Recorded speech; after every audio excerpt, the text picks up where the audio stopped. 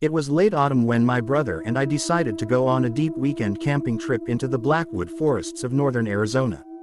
The locals always warned us never to venture past the old wooden bridge after sunset, speaking in hushed whispers about ancient shapeshifters that mimic the voices of the living. We laughed it off, thinking it was just old folklore to scare tourists. We pitched our tent in a small, isolated clearing, surrounded by towering pine trees that blocked out most of the moonlight. By midnight, a heavy, suffocating silence fell over the entire forest. No crickets were chirping, no owls were calling, and not even the wind dared to move the leaves. It was exactly 3 a.m. when I woke up to a strange, scratching sound right outside our tent. It sounded like heavy, irregular footsteps pacing around us. I reached over to wake my brother, but his sleeping bag was completely empty. The zipper of the tent was wide open. Panic immediately gripped my chest. I grabbed my flashlight, stepped out into the freezing night air, and began searching. The fog was so thick I could barely see my own hands. I waved the flashlight around, calling his name into the darkness. After a long, agonizing silence, I finally heard his voice. It came from deep within the thick tree line, sounding strangely distorted, flat, and hollow. He was crying out, "Help me, I'm lost near the river." I started running toward the sound, but the closer I got, the more my survival instincts screamed at me to stop. The voice wasn't moving naturally.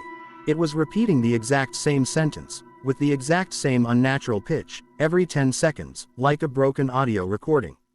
I stopped dead in my tracks and aimed my flashlight directly at the source of the sound. What the beam of light illuminated will haunt my nightmares until the day I die. Standing on its hind legs behind a massive pine tree was a monstrous, deformed creature.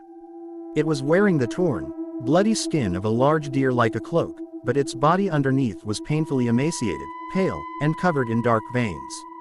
It was easily 8 feet tall, with long, human-like arms that ended in sharp, blackened claws. But the worst part was its head. It slowly turned toward my light, snapping its neck at a sickening angle. Its eyes were completely black, reflecting the flashlight like a predator, and it possessed a human jaw, stretched open impossibly wide, mimicking my brother's voice through a row of jagged, rotting teeth. The creature realized I knew the truth. It let out a deafening, metallic screech that shook the very ground beneath my feet, dropped onto all 4 limbs, and began tearing through the woods directly toward me. I dropped the flashlight and ran blindly back to my truck, my lungs burning, the sound of snapping branches and heavy, animalistic breathing right at my heels. I jumped into the driver's seat, locked the doors, and slammed on the gas just as a massive, pale hand slammed against my window. I survived that night, but my brother was never found. And sometimes, when I sit in my room in the dead of night, I can still hear his voice outside my window, flat and hollow, begging me to come out into the dark.